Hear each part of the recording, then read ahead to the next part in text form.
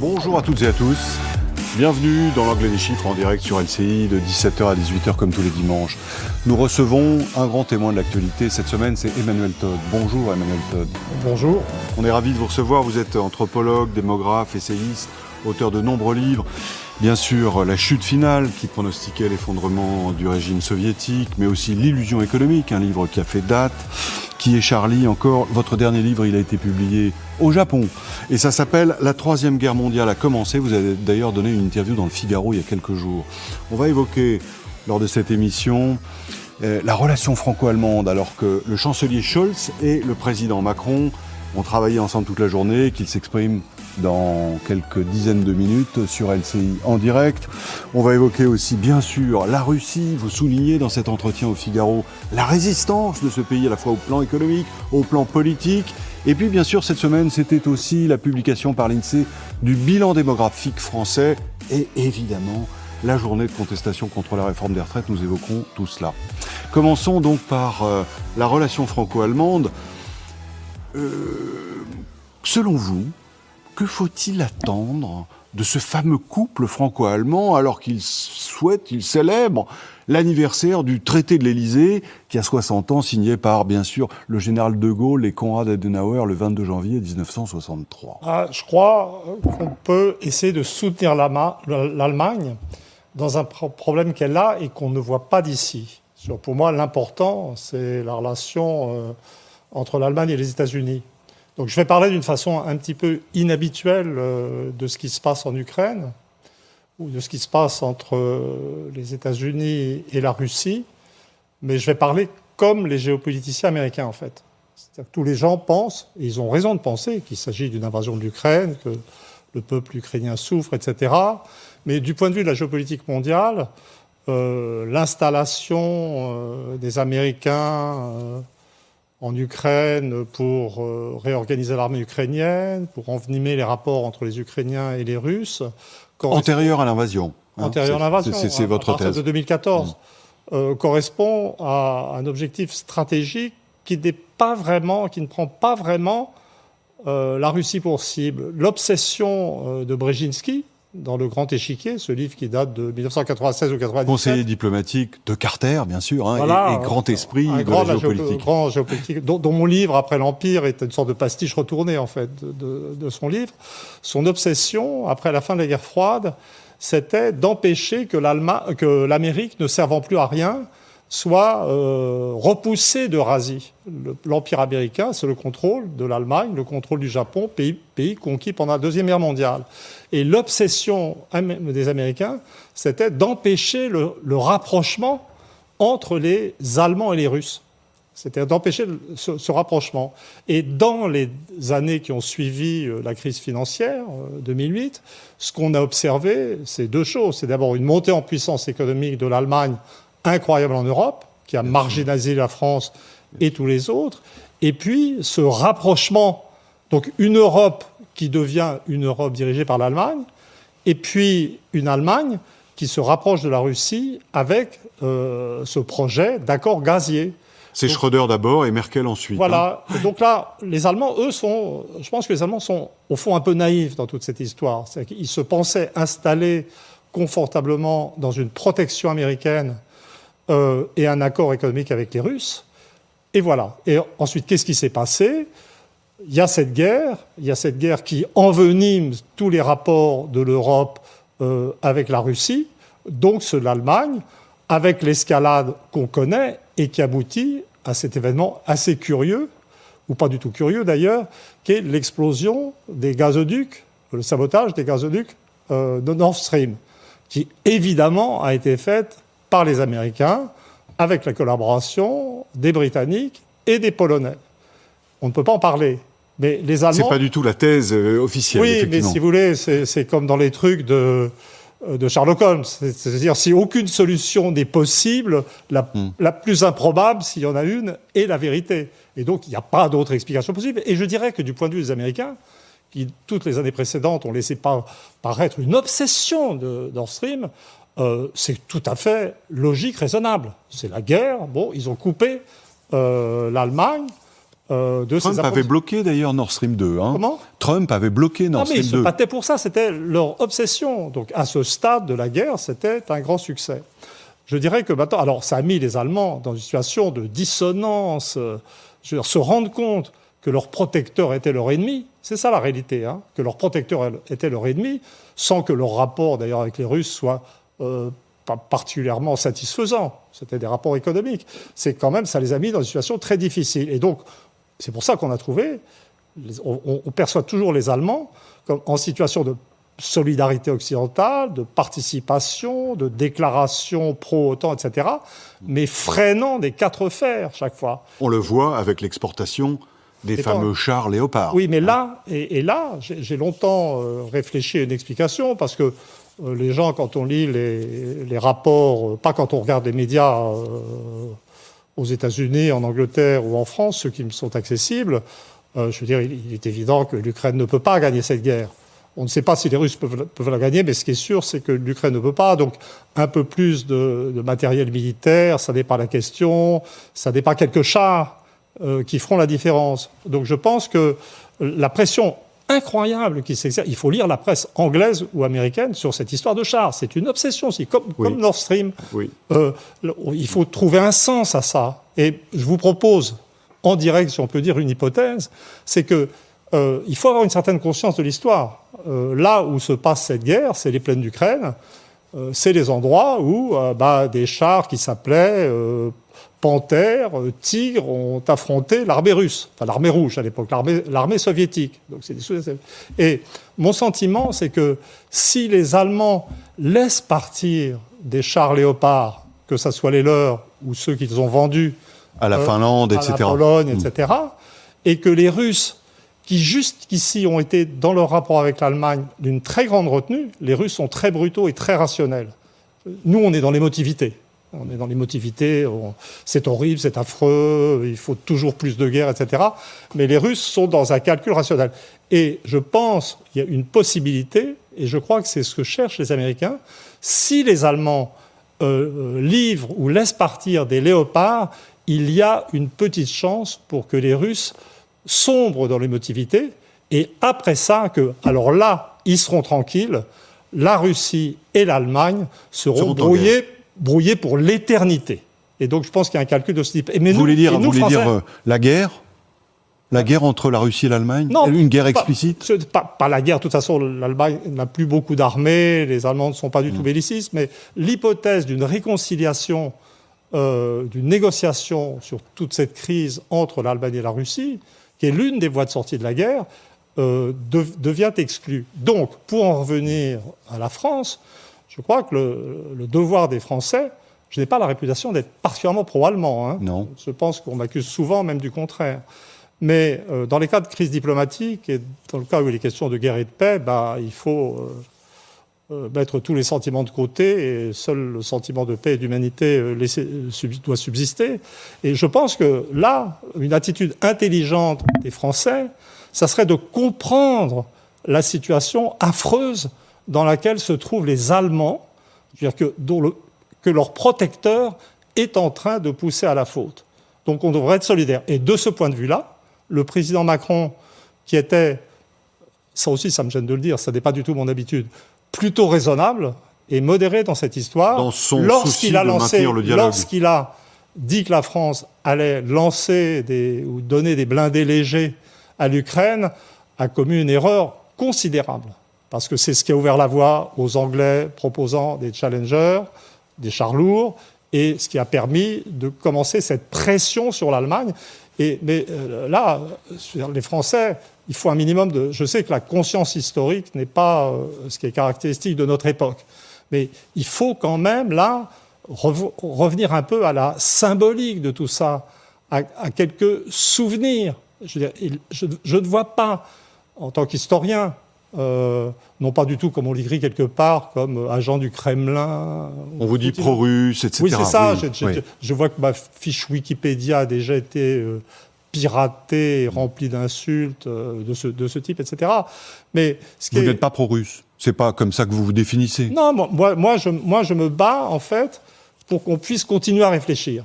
C'est-à-dire, je suis je suis un peu effaré. Je me suis tu quand même pendant 9 mois sur ces questions, parce que je vois bien que les gens sont émus, parce que la guerre c'est affreux, parce que ça se passe en Europe.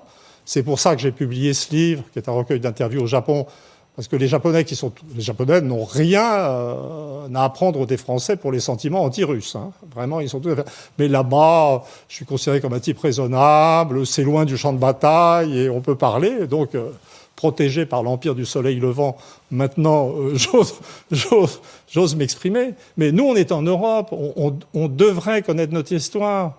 Et que les Américains se fassent joujou avec les Européens, je veux dire, qui détruisent nos économies, oui, pourquoi pas, c'est de bonne guerre, si on peut dire, mais que nous-mêmes perdions, ne soyons pas capables de retrouver un minimum de sens historique qui nous permette de comprendre ce que signifient des blindés allemands dans les plaines ukrainiennes, si peu de temps finalement, pour un historien de la longue durée, après la Deuxième Guerre mondiale, je ne comprends pas. C'est-à-dire, je ne sais pas si c'est de l'histoire, de la morale ou un sens quasi religieux, mais l'idée que l'urgence, pour nous, Européens, c'est de relancer l'Allemagne dans un affrontement direct avec la Russie, ça me paraît complètement irresponsable. Donc je crois qu'il faut comprendre les Allemands et chaque fois qu'ils résistent sur l'envoi de ces chars, les soutenir. Vous dites d'ailleurs, c'est le titre de l'entretien que vous avez donné au Figaro, qui est inspiré de ce livre qui est paru au Japon tout récemment. C'est une analyse de ce livre. Les Français ne perdent rien. On me demande des traductions, mais c'est pas la peine. La Troisième Guerre mondiale a commencé et son issue est incertaine. Oui, c'est-à-dire que c'est une guerre, c'est toujours pareil. Quand on rentre en guerre, ce qui se passe n'est pas ce qu'on attend. Donc là, ce qu'on attendait, c'était une défaite rapide des Ukrainiens, en sous-estimant leur sentiment national et leur capacité militaire, et en surestimant la puissance militaire russe, ou l'ampleur de l'engagement militaire russe. Et puis on attendait, après la rupture du système SWIFT, des banques, etc., l'effondrement de l'économie russe. Un effondrement de l'économie russe. Et ce qu'on a eu, c'est juste l'inverse. C'est-à-dire que l'Ukraine a tout à fait résisté. Les Russes ont eu une série de revers militaires considérables, même si les troupes engagées n'étaient pas considérables. Et l'économie russe ne s'est absolument pas effondrée. Le rouble a progressé par rapport au dollar et encore plus par rapport au l'euro. On a mesuré la résilience incroyable de l'économie russe, ce qu'on aurait pu prévoir après les sanctions de Crimée. Parce qu'après les sanctions de Crimée... Ils ont plutôt renforcé l'agriculture russe, effectivement. La production russe de blé est passée de 40 à 90 millions de tonnes. Ils sont devenus premier exportateur mondial. De centrales nucléaires aussi. Ils ont rattrapé et dépassé les Américains sur le plan technologique avec les missiles hypersoniques. Ils sont en supériorité nucléaire, les Russes, maintenant.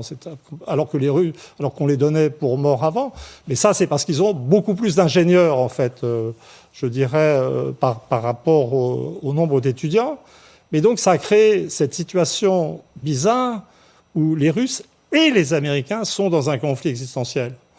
Mearsheimer, le géopoliticien américain, l'avait dit pour les Russes. Les Russes ne céderont pas. Sinon, c'est la déréliction. Pour eux, la Russie, pour eux, l'Ukraine, c'est existentiel.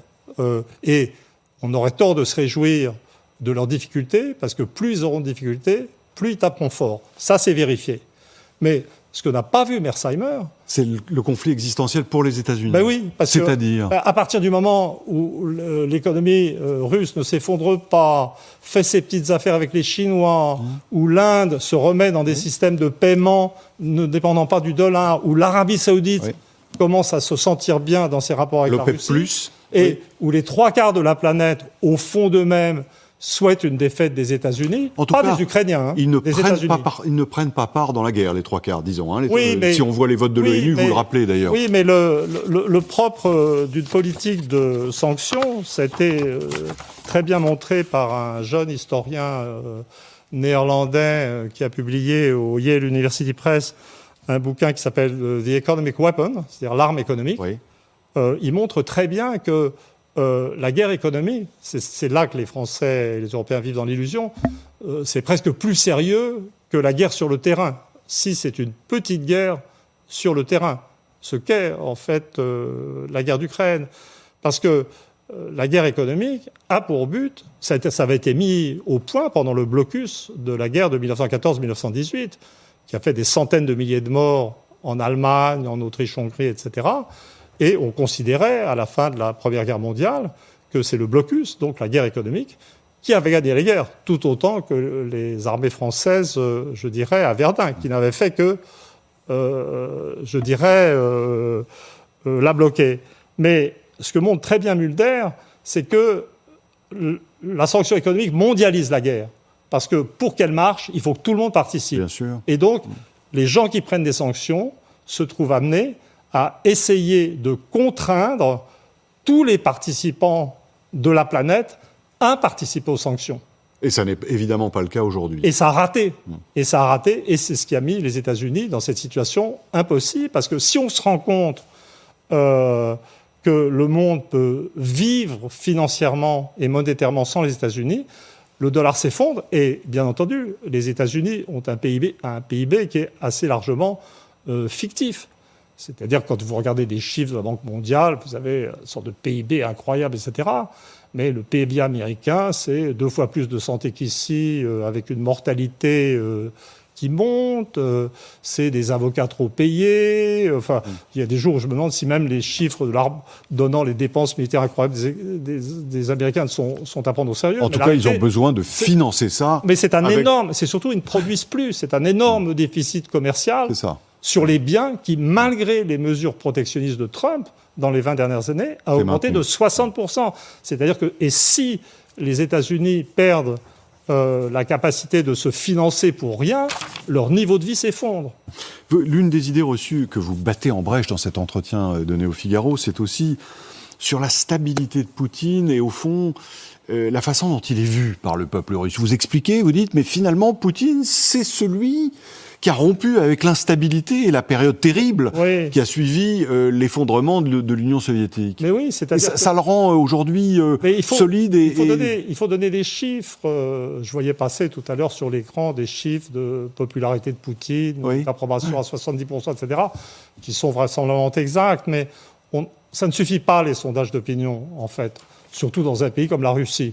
Mais moi, je suis démographe, et on a des indicateurs qui nous permettent de mesurer, je dirais, l'amélioration des conditions en Russie. C'est-à-dire la situation après l'effondrement du communisme, les années 90 ont été une phase de souffrance inouïe pour les Russes, inouïe, de désorganisation sociale, de violence, etc.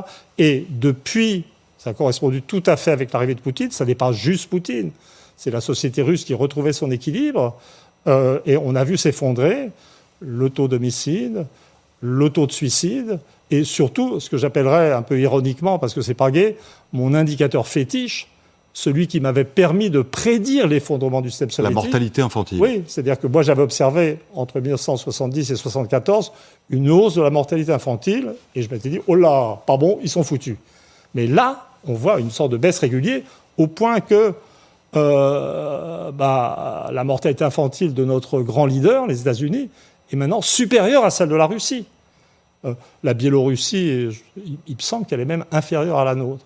Mais en fait, la question, le vrai problème, c'est que quand on dit des choses comme ça, comme on est dans un univers, je dirais, justement ému, puisque la guerre, c'est quand même affreux, c'est que si on dit des choses, soyons corrects, qui évoquent une stabilisation de la société russe, etc., on se dit, non, mais qu'est-ce que c'est que cette apologie du régime Poutine, ça peut sembler légitimer l'agression. Voilà, mais c'est pas ça. Mais c'est pas ça. Le problème, et si je lutte pour quelque chose, c'est le droit à examiner les faits tels qu'ils se présentent, ne serait-ce que pour avoir une politique intelligente. Parce que bâtir une politique sur l'idée que le régime Poutine va s'effondrer ou que la Russie va s'effondrer est absurde. Pour les Russes, Poutine incarne ce retour à la paix civile. Et d'ailleurs, l'une des raisons, je dirais, de la trop petite offensive russe en Ukraine, qui leur a valu tous ces déboires militaires, c'est que le premier souci du régime russe, c'est de ne pas perdre cette paix civile, de ne pas militariser la Russie, de ne pas revenir à l'époque de Staline où tout est sacrifié pour l'armée, pour la guerre, etc.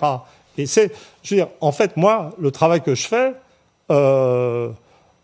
c'est absolument vrai que moi, je n'ai pas l'hostilité générale envers la Russie.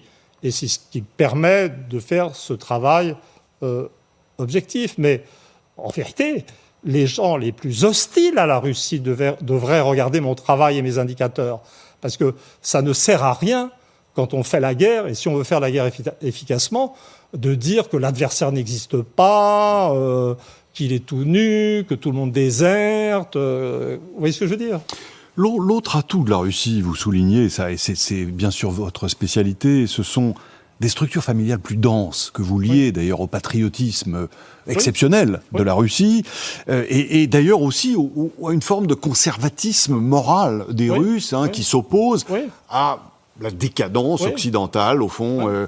Mais en fait, mon travail sur les structures familiales, il m'amène à écrire des choses... Et vous dites que c'est presque une guerre anthropologique, en fait. Oui. Alors entre un modèle de famille et un autre. Oui, je voudrais, pour montrer que je travaille sur des indicateurs objectifs et que je ne recherche pas ce qui me ferait plaisir, je dis clairement que les structures familiales ukrainiennes sont plus nucléaires et plus propices au développement du libéralisme. Donc, en un certain sens, mon travail légitime, je veux dire, le discours ukrainien sur l'existence de l'Ukraine. Mais là où mon travail peut apporter quelque chose, je dirais, à la compréhension de ce qui se passe, c'est que les structures familiales russes sont ce qu'on appelle anciennes, mais qui laissent des traces dans la mentalité, ce qu'on appelle les structures familiales patrilinéaires et communautaires. C'est-à-dire la famille russe, grand russe. C'était le père, ses fils. Si vous regardez des recensements russes du 19e siècle, vous avez des espèces de magmas familiaux énormes. Et quand ça se décompose, ça laisse une aspiration communautaire. Dans la phase de transition un peu violente, ça produit le communisme. Et dans la phase d'atterrissage dans une économie raisonnable qui finit par accepter le marché, sous Poutine, et même un peu avant, ça donne un capitalisme d'un genre un peu différent avec un grand rôle de l'État. Mais ce qui est important sur le plan géopolitique, c'est de voir que les systèmes occidentaux, eux, qui ne sont pas du tout comme ça, qui sont nucléaires, individualistes depuis l'origine, très favorables aux femmes, et qui sont engagés dans des révolutions féministes et des révolutions progressistes des mœurs, de notre point de vue, à nous occidentaux, on a ces deux systèmes face à face, nucléaire individualiste, féministe, favorable à l'émancipation des homosexuels, toutes choses que, personnellement, j'approuve. Moi, je suis un Français banal sur ces choses-là, et de mon milieu. C'est pas simplement que ça n'est pas comme ça en Russie, mais c'est que chaque fois qu'on dit « Ah, la Douma vote des lois encore plus homophobes », on se dit... C'est vrai. Oui, bien sûr. Oui, bien sûr. Évidemment, c'est vrai. Et les Russes sont homophobes. On a les sondages. Ils sont encore plus homophobes depuis qu'ils identifient le mouvement LGBT à l'Occident. Une sorte de réaction. On a des sondages, voilà. Mais le problème, c'est que nous, on se dit... Peut-être auront raison d'ailleurs. Mais c'est absurde, c'est nul, c'est nul, ils sont nuls. Mais si on constate que, en termes de masse de population, 75% de la planète est comme les Russes, et avec les sentiments associés, ils perçoivent les Russes comme beaucoup plus compréhensibles que nous. Voyez, c'est pas pour ça qu'ils ont raison. Mais c'est pas pour ça que les 75% ont raison. Mais quand on fait de l'anthropologie, on ne se pose pas la question de qui a raison, qui a tort. On part du principe que le monde existe tel qu'il est et qui va être difficile à changer. Et dans ce cas-là, c'est ça. Alors, je me souviens, dans la version longue ou courte d'ailleurs de cet entretien du Figaro, je parle du soft power et je dis, c'est un concept très important pour les Américains. Les Américains avaient un énorme soft power quand ils représentaient la prospérité, la démocratie libérale et l'égalité. Et puis jusque d'ailleurs dans les années 90, bien sûr. Oui, mais maintenant que la mortalité augmente aux États-Unis, que les pauvres crèvent de plus en plus, que le niveau de vie baisse pour tout le monde, le soft power des États-Unis est quand même, même pour nous, quand même un peu affaibli. Mais les Russes avaient un soft power à l'époque de la guerre froide, c'était le communisme. Et les pays qui avaient des structures familiales analogues aux leurs, capables de produire, je dirais, des sentiments communistes en Italie centrale, en Limousin, en France. Oui, il y a des régions françaises. Oui, bien en sûr. Limousin, Bien ils sûr. avaient des structures familiales, une variété du type russe, en Serbie, en Chine, au Vietnam. Toutes ces régions du monde étaient très très sensibles à la mentalité russe de l'époque. Mais à l'époque, les Russes étaient athées, militants, et bien entendu, ils faisaient horreur au monde musulman dans l'ensemble. L'Inde, peut-être en dehors du Kerala et du Bengale, où il y avait des mouvements communistes et certains types de structures familiales, était plutôt sensible, mais à part ça, indifférent. Mais maintenant, alors que le monde occidental, nous, sommes lancés dans une sorte de révolution sur les mœurs qui paraît au monde dangereux, et que Poutine et son équipe ont très consciemment repositionné la Russie comme la grande puissance conservatrice, technologiquement avancée, un peu portée sur la définition d'armement performant. Ça, c'est du soft power. Mais le conservatisme moral russe, c'est du soft power. Ouais. Et si, moi, personnellement, moi, j'aime bien les Russes. C'est pas la peine de nier. Donc, je suis pas favorable. Mais même si on les déteste, même si on vomit Poutine, ce qui est le droit de chacun, il faut tenir compte de ces faits. Vous voyez, c'est pas possible de faire de la géopolitique, de faire la guerre en niant l'existence du monde tel qu'il est. Si je vous résume à grands traits, donc il y a un soubassement anthropologique très puissant à cette opposition qui en gros divise le monde en deux parties, mais l'une qui fait les trois quarts et puis le quart occidental en quelque sorte. Oui. Et je vais dans les détails, c'est-à-dire je dirais que l'Amérique latine va tomber, même pas très développée, sera du côté occidental. Pour des raisons de structure familiale, vraiment. Hein. Mais vous dites aussi, ou vous sous-entendez, que ce conflit a fait rétrécir l'Occident. Par rapport à l'époque, justement, où l'Amérique avait un soft power qui lui permettait d'avoir une emprise beaucoup plus large que oui, alors, ce qui est frappant, c'est... en fait, pour moi, le travail que je fais, je suis tout à fait en train d'écrire un bouquin très sérieux, beaucoup plus lourd que ce que j'ai fait au Japon, mais qui est finalement la suite et sans doute la conclusion de ce livre que j'avais écrit après l'Empire, Essai sur la décomposition du système américain, qui a été dû publier vers 2003. C'est un livre que j'avais publié à l'époque où tout le monde disait que l'hyperpuissance américaine était invincible. Et moi, je disais, non, pousse, c'est pas vrai, regardez leur déficit commercial, déjà leur mortalité infantile n'était pas terrible, c'est pas ça du tout. Ils vont être ramenés à leur taille naturelle. Je trouve que ça se présente pas mal pour cette prédiction au stade actuel, parce qu'ils ont reflué d'Afghanistan, d'Irak, etc. Mais, oui, pardon, vous... Non, je vous en prie, continuez. J'avais la question d'après sur le bout de la langue. Et donc là, on est effectivement dans une période de rétraction du système américain, qui a reflué du Moyen-Orient, que les gens perçoivent très bien à l'extérieur. C'est pour ça, d'ailleurs, que Poutine attaque l'Ukraine, non ?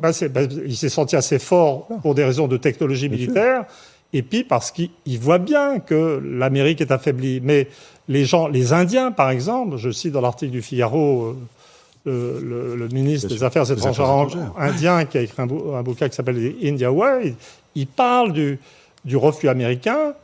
Il dit bien, il a raison, que ni les États-Unis ni la Chine n'arriveront à dominer le monde. La Chine, à cause de sa fécondité, pour moi, à cause on va y venir dans un instant. Voilà, etc. Mais ce qui est vraiment frappant, c'est que, en fait, tout le monde le sait dans le monde, mais pas les Européens. Et en fait, la raison, elle est très simple, c'est que, comme le système américain est en rétraction, les Américains concentrent leurs efforts sur le contrôle de leurs anciens protectorats. C'est-à-dire que l'Empire américain... Je reviens à Brzezinski. Moi, dans un certain sens, je suis un élève des géopoliticiens américains. Je veux dire, il dit l'Empire américain, c'est le contrôle de l'Allemagne et du Japon, de l'Europe et du Japon. C'est là qu'on a nos pieds en Eurasie. Et si on est éjecté de ça, il n'y a plus de système américain. Et depuis, dans les 20 dernières années, à mesure que le système américain s'étiolait, se rétractait à l'échelle mondiale, la prise sur l'Europe, à travers d'autres révolutions financières, etc., a augmenté. Regardez ce qu'on vit maintenant. On est dans un affrontement qui est de plus en plus sévère et dangereux avec la Russie, à dénoncer une guerre russe. Mais quand les Américains ont envahi l'Irak, les Américains comprennent bien les Russes. Hein. C'est pas comme nous les Européens. Les Américains, envahir des pays, ils font ça tout le temps. Donc en fait, c'est juste pas vrai qu'ils sont choqués par l'invasion de l'Ukraine. Eux, ils ont tué des centaines de milliers de personnes, je dirais, en Irak. Donc vraiment, ils font semblant quand ils ont... Je dirais, quand ils sont émus. Mais c'est cette prise, comment dire, américaine sur l'Europe, je ne sais pas, c'est le sujet sur lequel je travaille en fait en tant que chercheur.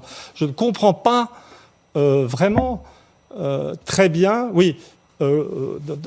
J'avais pas terminé la séquence précédente, mais au moment de la guerre d'Irak, on avait des conférences de presse communes, Poutine, Schröder, Chirac. Regardez où on en est maintenant. On en est à une Allemagne qui essaye, plutôt soutenue par le social-démocrate toujours, il y a des résultats, qui essaye de résister aux pressions américaines et anglaises pour se brouiller définitivement avec la Russie, et une France qui, honnêtement, ne sait plus où elle est. C'est vraiment... Vous évoquiez la Chine. Comment décryptez-vous le rôle de la Chine dans ce conflit ? On l'a vu soutenir Poutine, mais en même temps s'en distancier en partie. Elle fait beaucoup d'affaires avec la Russie, évidemment, notamment en matière énergétique. Oui, mais... On a le sentiment qu'elle veut récupérer la Russie à bon compte, d'un certain côté. Oui, alors là, j'ai été très attentif depuis le début de la guerre, il y a tout un discours sur la Chine. Et on dit oui, les Chinois soutiennent les Russes, mais ils sont inquiets, ils ne sont pas contents. Et donc on fait c'est pas de la criminologie, c'est de la pékinologie ou je sais pas quoi. Cité interditologie. Voilà, c'est ça, on dira comme ça. Oui, ouais. Vous avez vécu en Chine, donc vous pouvez y aller. Mais comment dire mais ça, je crois que quand on fait de l'interprétation géopolitique. Il ne faut pas procéder comme ça. Moi, je suis un empiriste et d'habitude, je ne peux pas avancer sans fait. Donc, j'arrive avec mes taux de mortalité infantile, des trucs comme ça, etc. Mais quand on fait de la géopolitique et des problèmes d'alliance entre puissances, il y a des tas de choses qu'on ne sait pas. Et surtout, il y a des tas de choses dont il faut admettre qu'on ne les saura pas. Donc, à rebours de mon éducation empirique, anglo-saxonne, etc., je pense qu'il y a un moment où il faut devenir cartésien et simplement faire confiance en sa propre rationalité. Alors, quand on fait ça... Alors, je vais vous dire. Et donc c'est d'ailleurs comme ça que j'étais arrivé tout à l'heure à l'idée, c'est les Américains qui ont fait péter le gazoduc, et je me fiche de ce qu'on dit. Mais pour la Chine, regardez, alors, on fait l'hypothèse que les dirigeants chinois sont raisonnablement intelligents. D'accord ? OK ? Je vous suis sur cette hypothèse. Les Américains, je veux dire, ont un discours anti-chinois qui, en vérité, à la veille de l'offensive russe, de l'invasion russe de l'Ukraine, je veux dire, était beaucoup plus en évidence que l'hostilité à la Russie. La priorité des Américains, c'était de dézinguer la Chine, leur futur rival mondial. On est dans cette configuration-là. Nancy Pelosi a été provoqué, les Chinois à Taïwan. Enfin bon, c'est un truc comme ça. Alors les Chinois, bon, qu'ils aiment ou qu'ils n'aiment pas les Russes, on s'en fiche.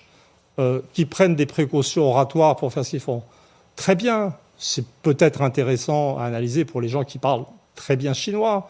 Mais la réalité, c'est que les Chinois savent très bien que si la Russie tombe, ensuite c'est leur tour. Donc la vérité, c'est que les Chinois n'ont aucun autre choix que de soutenir les Russes. Et en plus, ça ne les désavantage pas économiquement. Et c'est d'ailleurs pour ça... Ça les avantage même. Oui, et c'est d'ailleurs pour ça que la stratégie américaine me paraît, à un certain niveau, complètement incompréhensible. Parce que ça, c'est évident. Et quand on voit ce que sont... La guerre va se résoudre sur le terrain par des questions de production industrielle de missiles. Et donc on se dit, donc les questions, c'est est-ce que les Américains, ça c'est très présent dans la presse américaine, est-ce qu'on va être capable de fournir du missile, de de produire alors qu'on a tout délocalisé, arrêté nos chaînes de production, etc. Et toutes les capacités de production sont en Chine maintenant. C'est la Chine, l'atelier du monde. Donc, il y a des moments où j'ai l'impression j'ai un fantasme. Je me dis, à la Maison-Blanche, il y a un petit bureau avec un type qui est chargé d'avoir des idées stupides en géopolitique pour s'assurer que l'Amérique perde toutes ses guerres. Oui, donc là, le plan, c'était... Parce qu'ils perdent toutes leurs guerres, il faut y arriver quand même. C'est quand même du boulot quand on est la première puissance mondiale, de tout foirer. Et donc, je veux dire, quelle bonne idée. On est en guerre avec la Russie, on a des problèmes de production de matériel, soyons particulièrement agressifs avec la Chine. Parce que la réalité, c'est qu'on le dise ou qu'on ne le dise pas, si les Russes n'arrivent plus à produire assez de missiles, mais les Chinois assureront. Parce que ensuite, c'est leur tour. Donc en fait, vous voyez, il faut arrêter tout ça, c'est pas sérieux. Sur la Chine, alors on a eu un indicateur intéressant là, que vous avez dû suivre avec justement le savoir qui est le vôtre, savoir de démographe, c'est la diminution du nombre de Chinois. Est-ce que ça ne dit pas quelque chose sur l'avenir de la Chine? Vous évoquiez tout à l'heure le destin de cette rivalité systémique entre les États-Unis et la Chine. Cette décroissance démographique, cette bombe démographique à l'envers, est-ce qu'elle n'hypothèque pas le projet chinois qui est de dominer le monde? Oui, bien sûr. Mais ça fait longtemps. Ça fait longtemps que je fais de l'interview. La géopolitique, moi, je la vois beaucoup d'un point de vue japonais. Parce que moi, j'ai assez peu accès aux médias français, on peut le dire maintenant. Mais au Japon, je m'exprime dans tous les grands journaux, il n'y a pas de problème. Et donc, quand on est au Japon, on parle de la Chine. Donc j'ai tendance à voir la Chine, mais presque d'un point de vue japonais. Donc ça fait des années que je dis au Japon, mais bien sûr, il faut réarmer, d'accord, très bien, mais c'est pas le problème, parce que la Chine va perdre dans les 10 ou 20 ans 35% de sa population active dans les tranches d'âge jeune. C'est une dégradation démographique. Donc il n'y a pas à se faire de soucis pour la Chine. C'est pas un sujet. Il suffit d'être armé, patient et d'attendre que ça passe. Et je vois bien là, dans le contexte de globalisation de la guerre, d'une Chine que les Européens maintenant perçoivent comme alliés de la Russie, d'Américains qui sont devenus anti-chinois par principe, etc.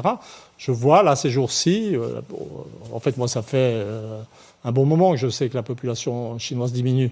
Ça vient d'être admis, mais en fait on sait, les démographes savent depuis je dirais un moment. Et donc on sent, ouf,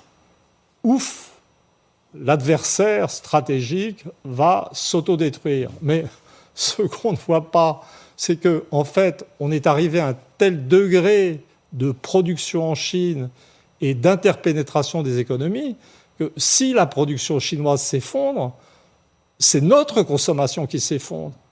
Moi, je suis convaincu que dans les poussées, il y a un livre qui avait été écrit là-dessus il y a 1 ou 2 ans, et qui prédisait une montée des taux d'inflation à cause de la décompression démographique chinoise. Parce que si vous avez une décompression démographique dans un pays de 1,4 milliard d'habitants qui produit, c'est vous qui le savez, quel pourcentage des biens de la planète? Aidez-moi. C'est les questions. Je ne saurais pas vous le dire, mais en termes industriels, c'est prévalent, c'est certainement. Énorme. Donc en fait, la contraction de la population chinoise, c'est une contraction de la production pour tout le monde. Charles Goodhart, le grand retournement démographique, qui annonçait ça, en effet, il y a 2 ans. Ça a été, en plus, ça a été prédit, et c'est arrivé. Ça, c'est une belle prédiction. Là, je suis jaloux, en tant que prospectiviste. Et donc, on n'a aucune raison de se réjouir. Donc,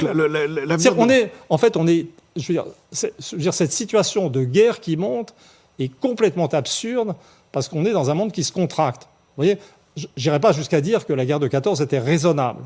Mais la guerre de 14, elle s'est produite dans un monde où, en Europe en tout cas, et au Japon, où les 2 guerres mondiales, même, les 2 qui étaient en expansion technologique, industrielle et démographique. C'est-à-dire il y avait des croissances de population absolument fantastiques et la balance du pouvoir, le rapport de force, changeait et crée une instabilité et une inquiétude. Bon, alors les Français, qui n'étaient qu'à une petite croissance de Oui, population... c'était les moins croissants. Nous, Oui. c'est l'époque où on a vécu notre grande...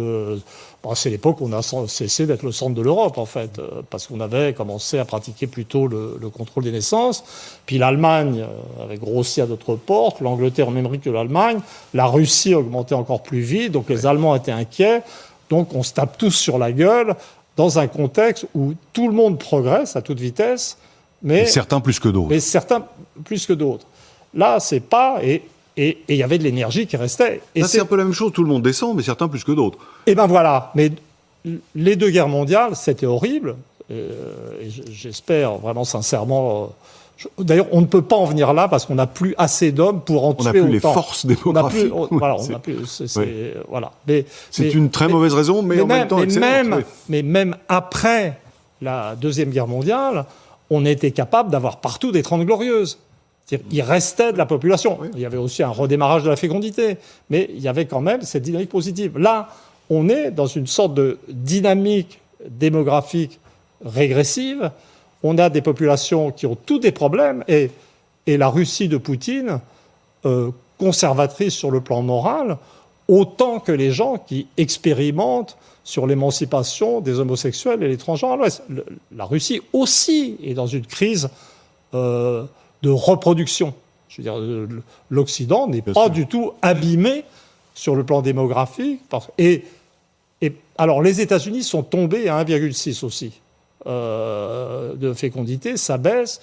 Il y a encore une croissance de la population américaine par inertie, je dirais, et par immigration, mais comme ça se passe dans un contexte où la population active industrielle n'en finit pas de décroître, j'ai un peu l'impression que ce qui grossit aux États-Unis, c'est plutôt une population de consommateurs que de producteurs. Et le paradoxe, les Américains décrètent une guerre économique à la Chine. Très bien. Mais ils doivent importer la moitié de leurs ingénieurs. Les ingénieurs importés, ils sont chinois ou indiens. Et il est évident que le déclin démographique de la Chine va entraîner le déclin technologique des États-Unis. Mais alors, c'est pas pour ça qu'on a une baisse des tensions internationales. Vous le disiez, de ce point de vue, la Russie est au plus bas au plan démographique depuis C'est 1,5. toujours. Bon, Moi, je pense qu'ils ont 5 ans pour gagner la guerre, parce qu'ensuite, il y a des classes creuses. Ou la perdre. Mais ça, de toute façon, 5 ans, c'est le temps normal pour une guerre mondiale. Hein. Oui. Sans ironie. Vous l'appelez déjà comme ça? Non, mais au point où on en est, vu le nombre des acteurs, les enjeux, les sociétés européennes bouleversées, des taux d'inflation en Europe qui s'étagent entre 10 et 25%, des chutes de niveau de vie. Moi, ce qui me frappe le plus, ce qui m'intéresse et m'inquiète le plus, et ce qui me rend le plus triste personnellement, c'est ce qui est en train d'arriver à l'Angleterre. L'Angleterre est vraiment, d'une certaine manière, au cœur de la crise. C'est-à-dire le moteur de la crise du monde, c'est les États-Unis quand même. Hein. C'est là-bas que l'espérance de vie baisse, etc. Mais les Anglais risquent de les suivre bientôt.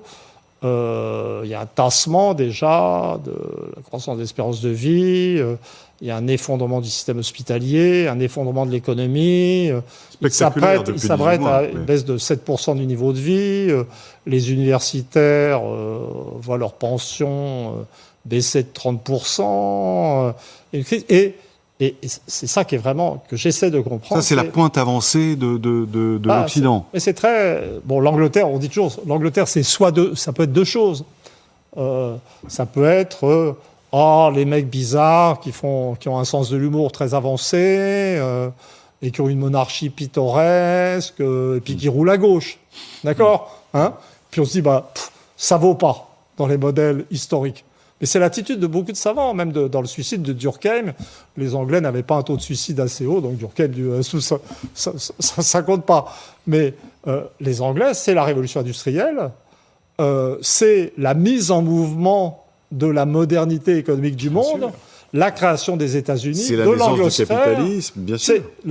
L'Angleterre, c'est le début. C'est le début de tout. Et donc, l'une des questions légitimes qu'on peut se poser, c'est est-ce que si l'Angleterre... Ça a d'ailleurs été Thatcher avant Reagan. Hein, bien sûr. c'est le néolibéralisme. L'État-providence, c'était en Angleterre avant tout.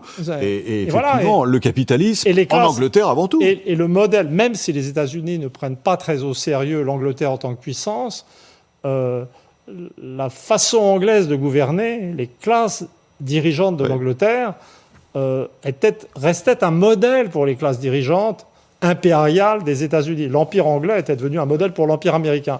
Et cette Angleterre qui s'effondre, alors l'effondrement, il n'est pas qu'interne, et c'est là ce que je cherche à comprendre.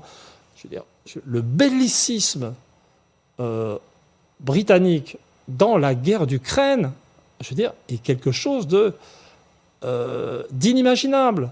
Quand on lit le Guardian, qui est le journal libéral, un peu l'équivalent du Monde, ou le Daily Telegraph, c'est la droite, c'est bien plus à droite que le Figaro, hein, c'est le même délire. Et quel rapport il y a entre cette excitation militaire russophobe et la crise interne de la société anglaise? Oui, c'est des questions historiques. Les deux sont concomitants. Et ça se passe ensemble. Je ne vois pas du tout le lien, en fait. Mais ça me paraît difficile d'imaginer qu'il n'y ait aucun rapport. Venons-en à la France. Cette semaine aussi, il y a eu un bilan démographique français qui a été publié par l'INSEE. Vous connaissez ces chiffres par cœur, avec un indice de fécondité conjoncturelle qui est... On est à combien, là, 1,8. Hein. Oui, mais enfin, oui. Alors, on est toujours au-dessus de bon nombre de pays, mais ça baisse. Oui, ça baisse. Ça veut dire que c'est la fin de l'exception française ou pas? Ah non, au stade actuel, non. Au stade actuel, non. C'est même de plus en plus étonnant. Parce que je vais finir par me réconcilier avec mon pays. Non, mais moi, toute ma vie, je me suis sécurisé dans mon opposition au système français en me disant non, les Anglais sont raisonnables. Nous, les Français, c'est n'importe quoi, etc. Et là, je vois que les Anglais... Non, mais je reviens sur les Anglais quand même. L'Angleterre a produit Liz Truss. Oui. Vous voyez, c'est quand même...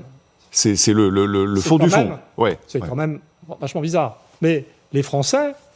Bon, c'est vrai, je ne vais pas refaire mon numéro anti-président français successif, mais sur la société, avant, on avait une fécondité qui était relativement élevée, mais on était très proche des Anglais, des Américains, des Suédois, de tous les pays où le statut des femmes était assez élevé. Et là, tout le monde a vraiment implosé. Sauf nous. Sauf nous. Pourquoi ? Je ne sais pas. Mais je veux dire, il y a plein de variables sur lesquelles les Français sont extrêmes. On est le pays où les gens sont le plus furibars contre tout. On est le pays, j'ai vu ça, j'avais étudié ça dans un bouquin, où les rapports de communication entre enfants de 15 ans et parents sont les pires, officiellement. C'est vraiment... C'est pas facile à mesurer, mais enfin... C'est le pays où on n'arrive pas à faire passer des réformes des retraites et où on se dit, où le gouvernement se demande s'il ne va pas être confronté à une insurrection qui le mettra à bas. Donc on reste très spéciaux. Et donc, c'est pas... Les questions que je me posais, c'est... c'est vrai, quand on écoute la rhétorique du gouvernement... moi, je suis tout à fait contre la réforme des retraites. On va y venir dans un instant. Voilà. Mais je me dis, mais attention, il y a quand même... L'indicateur de fécondité, au fond, c'est ce qu'il y a de plus important dans le monde actuel. C'est-à-dire que préserver une fécondité de 1,8 avec un petit peu d'immigration, on est à l'équilibre. Dans un univers où tout s'effondre sur le plan fécondité, on doit avoir un truc spécial. Mais une fécondité à 1,8, ça doit avoir des causes. Ça renvoie à tout le tissu social général. Et donc, il doit y avoir des choses positives dans le système social français auxquelles il ne faut pas toucher. Donc, je recommande un conservatisme prudent. Je veux dire, peut-être que ce qu'il ne faut pas faire en France, c'est des réformes. Surtout pas de réformes. Si on veut garder quand même une société qui continue, ce qui est quand même l'essentiel. Avant d'être très productif, il faut faire des enfants quand même. La réforme des retraites, alors justement. Oui. Bon, alors elle est justifiée. Non, elle est justifiée par la démographie, nous dit le gouvernement. C'est un argument que vous récusez. Je pense que c'est le rapport entre cotisants et pensionnés. Alors d'abord, je suis pas rentré dans les détails. Je suis pas super compétent. Je veux dire, je me donne déjà beaucoup de mal avec l'Ukraine.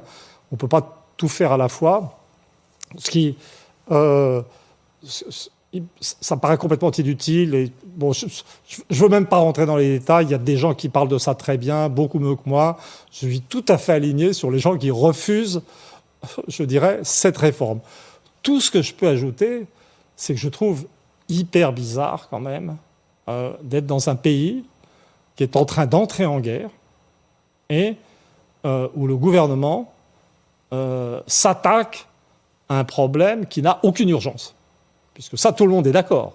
C'est-à-dire, si on entre dans une guerre qui va peut-être dévaster l'Europe, et quand on entre dans une guerre, la priorité, c'est la solidarité nationale et c'est la bonne entente entre les classes sociales, entre les tranches d'âge, entre les classes sociales, etc. Et je me pose des questions sur le bon sens d'un gouvernement qui, au moment où l'Europe est en guerre, où il va falloir prendre des décisions sur freiner la guerre, sortir de cette guerre, rentrer complètement dans cette guerre, etc., crée une situation conflictuelle incroyable dans notre cher hexagone. C'est pas possible. C'est un argument d'un autre ordre, c'est même au-delà de la réforme elle-même et de ses particularités. Oui, moi je suis là-dedans, c'est-à-dire ce qui me paraît vraiment... Je veux dire, si je dis... quand je résume, j'avais dit ça dans un papier de Marianne, c'est... moi, je suis pas pour, hein, je veux dire, bon... Mais admettons que notre gouvernement veuille déclarer la guerre aux Russes. Pourquoi pas, hein? On a déclaré la guerre aux Russes. On envoie du matériel militaire, on tue des Russes, il n'y a pas de problème. Mais déclarer la guerre aux Russes, on est pour, on est contre. Le gouvernement français le fait. Mais pourquoi, en même temps, déclarer la guerre aux Français? C'est complètement absurde. Vous voyez? Donc, il y a quelque chose... Quelle est votre analyse, votre explication de cette concomitance?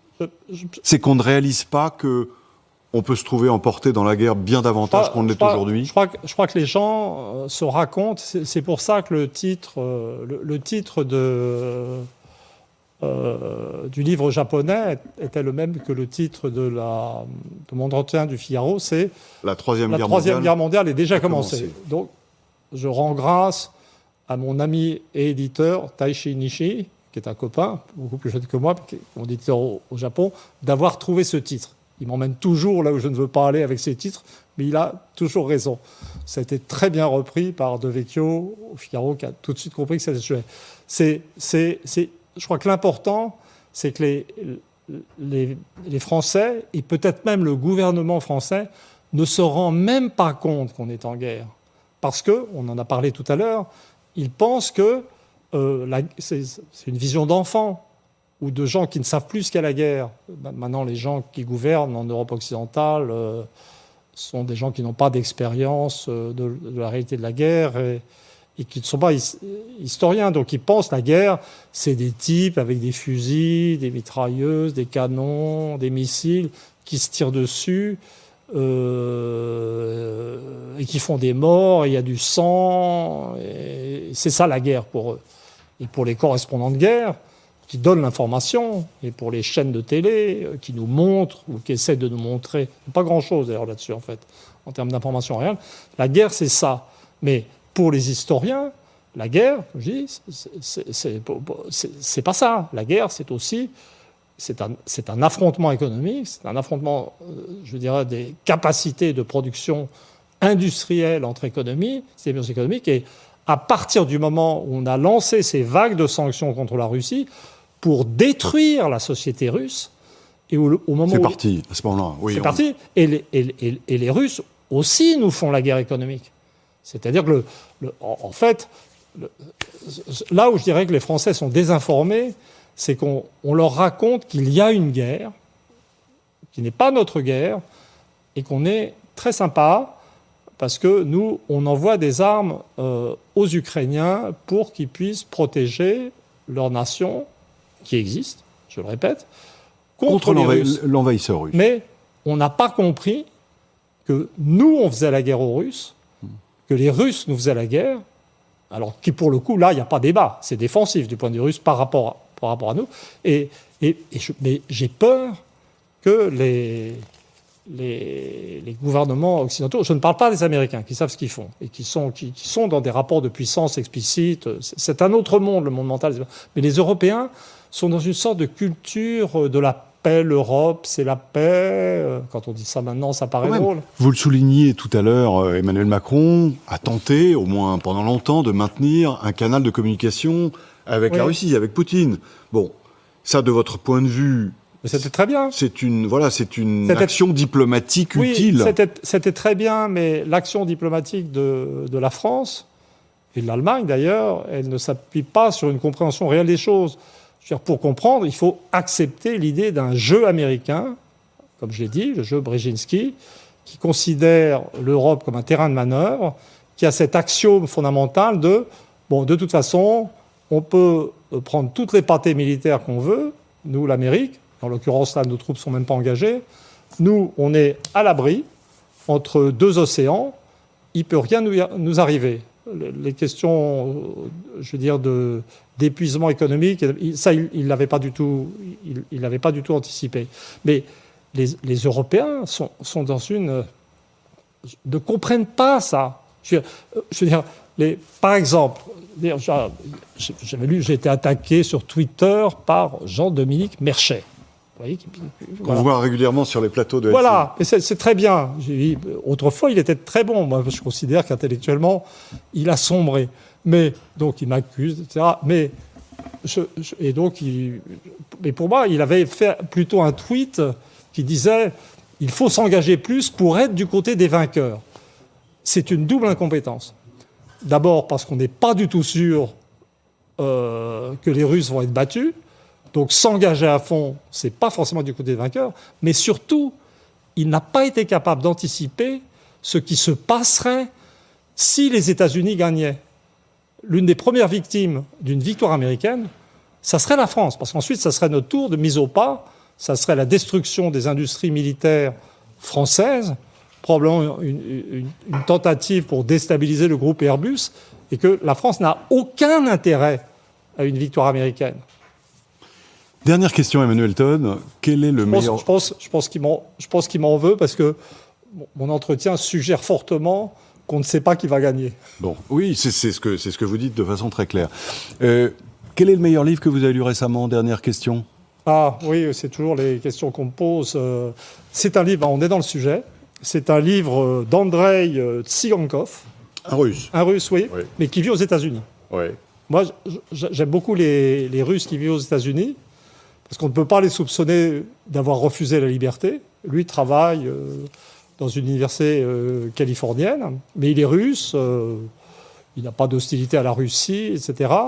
Et il a écrit un livre qui s'appelle The Dark Double, enfin le double sombre, etc., dans lequel il étudie la russophobie aux États-Unis, la montée de la russophobie ou le retour de la russophobie, en étudiant le rôle des différents acteurs sociaux, le gouvernement, les think tanks, les médias, etc.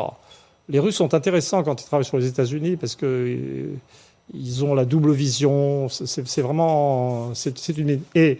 Et ce qui montre dans ce bouquin, qui est publié aux Oxford University Press... C'est sérieux, oui. Donc, c'est pour dire, c'est pas de la littérature de complotiste de gare, hein, c'est pas ça du tout. C'est qu'il montre bien que il y a eu une phase où, après la fin de la guerre froide, tout le monde est content, et puis surtout les Américains se mettent dans une posture, maintenant les Russes vont faire comme nous, ils vont obéir, c'est fini, etc. Et il observe comment le retournement russophobe s'est fait. Et ce qui montre, et ce qui est fascinant, c'est que c'est les médias qui l'ont lancé. C'est pas le gouvernement d'État. Et il a fini par me faire comprendre, c'est un merveilleux endroit pour le dire, que le problème du bellicisme et de la russophobie, c'est qu'il est porté par les médias. Et je conseille vivement à notre président, qui a eu de bonnes réactions en discutant avec Poutine, de ne pas céder aux pressions bellicistes des médias français. Merci Emmanuel Todd, c'était passionnant de parcourir l'actualité avec vous et de comprendre votre regard sur ce conflit qui nous occupe. Merci à vous de nous avoir suivis. On se retrouve bien sûr la semaine prochaine, même lieu, même heure. Et d'ici là, et dans quelques instants, c'est bien sûr en toute franchise avec Amélie Carouer. Bonne semaine à tous. C'est même maintenant, regardez, je reprends